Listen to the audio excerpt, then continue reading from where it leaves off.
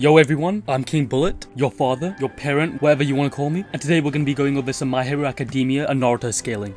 Today's matchup will be Deku vs Naruto. Deku is like the new kid on the block, and I'm going to be matching him up against one of the OGs of Shonen. It's like a new versus old matchup, I guess. I will be using Kid Naruto, so all of you might be wondering why it's not Deku versus Hokage Naruto. Are you all wondering why? No? Okay, anyway, if you like matchups like this or content like this, it would be in your best interest to like the video and subscribe. It lets me know that you like this kind of content and you want to see more of it. You could also become a member of this YouTube channel, which does give you some perks. The link to that will be in the description. I will be covering the manga of My Hero Academia and also the manga of Part 1 Naruto. I unfortunately won't be using any cringe Naruto scales to Urashiki, the Utsutsuki, or the Boruto anime in its entirety. Sorry to disappoint a lot of you. And to avoid confusion, this is Kid Naruto, the one shown in Part 1, and I'll be using the strongest versions of each of them, so Valley of the End Naruto versus the current Deku. So let's talk about Deku. Izuku Midoriya, also known as Deku, was born quirkless, which is actually quite uncommon. Even still, he dreamed of becoming an amazing hero even though he was quirkless, chasing his long life idol All Might, the #1 hero. That impossible dream did become a reality after a chance meeting with All Might, who granted Deku the quirk one for all by consuming his hair, weirdly enough. Deku seeks to become a #1 hero, defeat villains, and then take up the mantle of his hero, All Might, becoming the symbol of peace. But he still got a long way before all of that happened, so moving into his power scaling. Deku is a very skilled hand-to-hand combatant, capable of fighting other students like Todoroki. Todoroki is capable of unleashing his heaven-piercing ice wall, a feat that requires the energy equivalent of destroying a small town. The link to these calculations will be down in the description. Deku does get stronger. In fact, in a later arc, he's capable of fighting Bakugo. And yes, I said his name right this time round. Bakugo also fights with nitroglycerin-based explosions that move at higher hypersonic speeds that somebody like Deku can easily react to. Which does make sense since at 5% in the movie Two Heroes, he is effortlessly able to avoid bullets. For anybody who doesn't know, even normal bullets travel roughly about supersonic speeds. More impressively, during this movie, All Might and Deku destroy a massive metal structure with a double Detroit smash, which I did mention in my other video about Deku, is roughly around 8 megatons of TNT's worth of energy, which is enough to destroy an entire city. Deku is at least half of this, meaning he is small city level, at least, if not higher to be honest. This would take us now to the manga. 45% Deku was able to bind and restrain All for One Shigaraki, who was stated to be as strong as All Might and comparable to the USJ Nomu. All Might even casually could create thunderstorms with his punches, as he kind of displayed at the beginning of the series. For example, when using the Detroit Smash, using the correct horizon, this feat has been calculated to require the same amount of energy you'd need to destroy a large mountain. Even while suppressed and weighted, he could massively outspeed Bakugo's explosions, literally at point blank range. This speed is calculated 4% the speed of light. However, usually All Might is roughly at 20%, almost always, otherwise he would cause natural disasters just by moving, and he should be suppressed here. If he wasn't going to hold back, why would he have weights on? So I think it's fair to multiply his feet here by 5 to find out how fast he would be at 100%, which gets All Might 20% the speed of light. So 45% Deku should be beyond this, meaning at 100% he's at least double this, placing him at roughly 40% the speed of light. However, it is possible to scale him higher. I know a lot of people aren't a big fan of this, but Ayoma's naval laser may be light speed. From what I understand, when it was introduced very early on in the manga, it was referred to as a laser. For those who don't know, a laser stands for light amplified by the stimulated emission of radiation. A laser almost always travels at the speed of light. Now, there is one major issue with it. Ayoma used it to propel himself so he could complete a 50-meter dash in roughly 5.5 seconds. You might be thinking, well, how can it be light speed if this is the case? Now hear me out. He was propelled by the force of a beam, not his speed. Now it may be the case that the power of a beam is weaker than Ayoma's actual durability or weight, which slowed it down. For example, if Goku uses the Kamehameha on Jiren and it doesn't even move him, this doesn't inherently mean the Kamehameha has 0 speed. It just depends on the force of a Kamehameha, right? So the speed at which Ayoma is repelled is nowhere near the speed of a naval laser, technically speaking. And funnily enough, Ayoma did state that he wasn't using the naval laser at his strongest, otherwise it would have harmed him. So he couldn't have really exerted a lot of force. Another issue people might have with it is that it produces force. However, some lasers have been shown capable of producing force and energy. We also know that Ayoma's laser beam has stated to be high powered, meaning the author is aware that it can exert force. Another common refutation, how about the fact that he can make weapons out of them, or shape the light? Well, this is just basically hard light. We see this very commonly in fiction, where people use light to make objects like in Black Clover. Ayoma's naval laser is incapable of escaping 13's black hole, even kind of narratively pointing towards the fact that he might be traveling at light speed here, yet he can't even escape it since light can't escape black holes.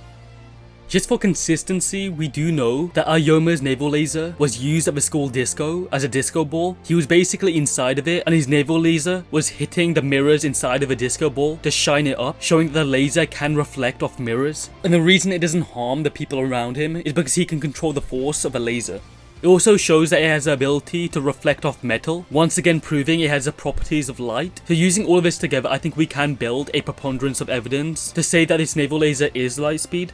Mina is capable of avoiding the naval laser. Her doing this is roughly calculated 17% the speed of light. Now we know 5% Deku scales to this in speed, meaning at 100% he would be above 3 times faster than the speed of light. Don't worry, this isn't like the worst thing in the world. It seems pretty consistent with other light speed feats, possibly from Lemillion, who can use quantum tunneling to move, quantum tunneling being light speed, due to the wavelengths being that fast when traveling. It could be even faster, depending on how it's measured. It should be noted that the world of My Hero Academia does think that quantum tunneling exists, and Mirio does think that he can be reacted to, specifically his teleportation. Some people may remember that feat where he struggles to react to a bullet. However, there is a lot of context behind this. He didn't dodge it because he wanted to shield Uri and comfort her. Furthermore, his speed was impeded by it being exposed to a quirk that stilted his movement. So it's not fair to use this when he was weakened, and clearly probably not even trying to dodge the bullet.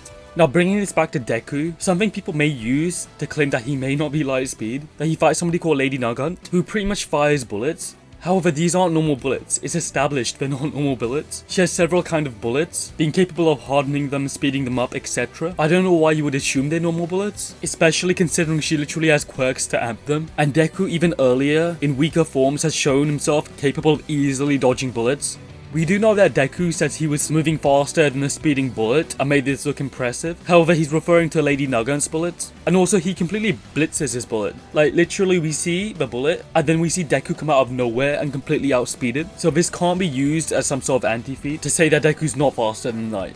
This finally brings us on to Deku's feats during the second movie, Heroes Rising. Now let's quickly establish whether this movie is canon or not, and it should be. Hirokoshi's role for this movie is the same as the last movie, and the director confirms that they were in contact with him to make sure that the story was balanced in the manga. Hirokoshi gives instructions to the staff to place a movie in winter, and the director later states that the movie does indeed fit in with the My Hero Academia timeline. So there's no doubt in my mind that this movie is canon to the main timeline. The feat that's really impressive in this movie is one that happens between Deku and Bakugo versus 9 Storm. This storm completely dwarfs the island that they're on. They go in to punch the storm and disperse it. We can calculate that they disperse the storm with roughly around 3 teratons worth of energy, 1.5 teratons of TNT if we divide the feat, giving each of them the energy equivalent of destroying a small country. What's even more impressive is that they cause the storm to spin, so we can calculate the rotational kinetic energy produced by the storm, which is roughly around 12 teratons each, meaning Deku is capable of producing enough energy to wipe away a country. So now that I've established how fast and strong he is, what abilities does Deku have? We know he has the One for All, which is a combination of a pass-on and stockpile quirks inherited by Deku from the first user, which grants him the Explosion quirk, which he may possibly have. The Far Jin quirk, which allows him to build up kinetic energy and using that for later use, pretty much allowing him to use multiple bursts that increase his speed and power. He has Danger Sense, which gives him like precognition and awareness of his surroundings. The Black Whip quirk, that gives him like this black whip that can bind people, etc. The Smokescreen quirk, which allows him to literally do what it sounds like and to emit clouds of smoke using the user's body. And finally, he has the Float quirk that allows him to levitate a little bit and somewhat fly, I suppose. And all of that should wrap Deku up. So we can now move on to Naruto. Naruto Uzumaki is a shinobi from Konoha. He became a Jinchuriki of the Nine Tails on the day of his birth, a fate that caused him to be shunned by most of Konoha throughout his childhood. After joining Team Kakashi, Naruto worked hard to gain his village's acknowledgement, all the while chasing his dream to become Hokage. In the following years, he would go through many hardships and ordeals, however became a capable ninja.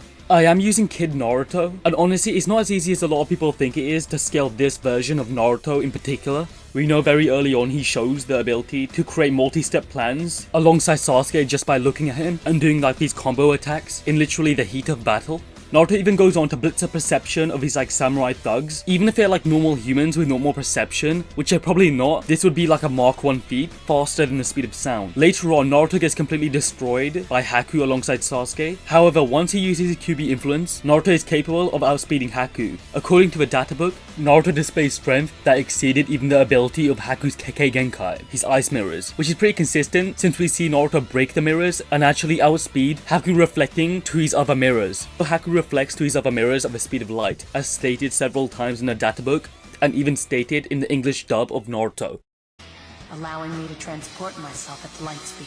So during the Chunin exams arc, Naruto is capable of casually running a Mark 5. Later on, he goes on to fight Neji, an infamous fight in which he's initially not strong enough to fight him, but once using his QB influence, he manages to match him. Neji is no joke. Lee states that Neji is the strongest junior member of his team, and Guy states he sees why Lee regards him as his greatest foe. So Neji is really fast, and he does get a month to train before he fights Naruto. During that training, Naruto was capable of summoning Gamabunta, and during the fight with Neji, he's even stronger than he was during training. Neji's rotation is like an absolute defense, apparently greater than Gaara's, or at least around the same level, and Gaara was capable of tanking attacks from 5th Gate Lee, albeit barely. Naruto being physically capable of matching Neji's rotation when under Kurama's influence. As the Konoha Crush begins, base Naruto chases after Sasuke and Gaara, where Naruto manages to intercept Gaara. Considering that a weaker Gaara was quick enough to match the speed of Sasuke's Chidori, and he was rushing towards Sasuke as Naruto intercepted, Naruto should be relative to his speed. I would assume that Chidori is at least lightning speed, if not quicker, considering that the lore around the Chidori is related to it splitting lightning, Kakashi being able to do so without any chakra as a child when using the Chidori. A lot of people think that Naruto is amped here like mentally, even though he shouldn't be, since literally right after this, he shows that he doesn't even have enough chakra to summon Gamabunta, but rather summons Gamakichi, denoting he may be fatigued. He only gets mentally amped when he realizes the situation he's in and how his friends might be in danger, so we see his chakra start to swell. Consistent with the fact when he states he wants to be Hokage, he gets stronger. We all know what happens next. Naruto summons Gamabunta, goes on to fight the One Tails. So in the next arc, they look for Tsunade to ask if she can become Hokage post the death of Hiruzen. During a three-way deadlock between the Sannin, Naruto fights Kabuto who is stated to be the same level as Kakashi according to Jiraiya, and also the fanbook.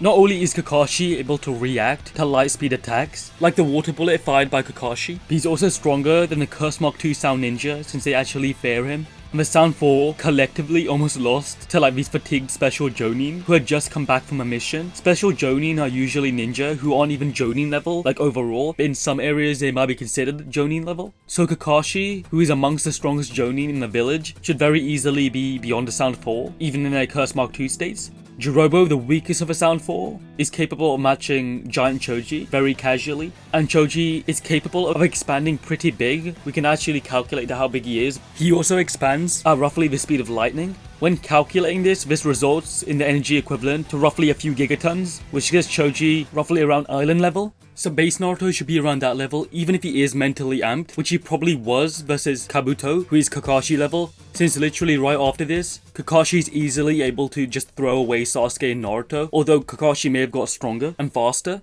But regardless, during the Valley of the End, Naruto is stated to use his utmost power, meaning his base would be at his strongest. So in his base form, we know he's at least island level and light speed. He then falls into Nine Tails' influence, making him stronger, and then stacks the One Tails QB Cloak, which is a massive amp, roughly equivalent to the same amp that Sasuke gets from his Curse Mark II form, which is literally stated to be a 10 times amp in both chakra and power, and most likely speed, since he is shown to get amp in speed. However, I can't definitively tell you it's like a 10 times amp in speed, so he should be large island level, faster than the speed of light, anywhere between light speed and 10 times faster than the speed of light. The abilities Naruto has access to are like the Shadow Clone Jutsu, in which he can like clone himself, make like literally thousands of copies of himself if he's using the multi-Shadow Clone Jutsu. They should all be physically as strong as him, however may not be that durable since if they hit once, they can disperse. They are also as fast as Naruto. Naruto has regeneration under the Nine Tails influence where he can heal organs, etc. He is also incredibly lucky since like in the data book, he has like a high luck statistic, meaning he might be able to like overpower fate and strength differences if he's like really lucky. However, this is a little bit contentious. He also has standard gear, which includes kunai, paper bombs, shurikens, a poison smoke bomb, a smoke bomb, and these pills that allow him to fight for 3 days straight, something he should easily be able to do anyway, since he fights like for days on end during the Forest of Death. So in conclusion, both are really powerful. Deku is country level and faster than the speed of light. Naruto is also light speed, an only large island level, meaning Deku does have like the potency advantage and is physically stronger, I guess. Now, could Naruto like out-hacks him or something? He may be able to do so with these clones, but since the Black Whip gives like Deku like a lot of range, he can probably take out most of the clones without them touching him. And also Naruto can't really use like poison gas or anything when he's under QB influence, since it's completely out of character for him to use tools when he's like, for example, in the one-tail state, since he's like an animal, and he doesn't seem to use his intelligence in that form, whereas like Deku at full power can. So my verdict is Deku. I think Deku wins, since he's more versatile at full power than Naruto is in like his one-tails form. Should be stronger, they should be in the same range of speed, unless you think Naruto is like 10 times faster than the speed of light, which is a little bit contentious. But yeah, that should wrap everything up. This doesn't mean like Deku would beat like Naruto in Shippuden or later on. That's a completely different story, obviously. Hopefully you enjoyed this video. Thank you for making it to the end of a video. Hopefully you liked the video and even subscribe. Check out my other videos, and I'll see you later. Peace.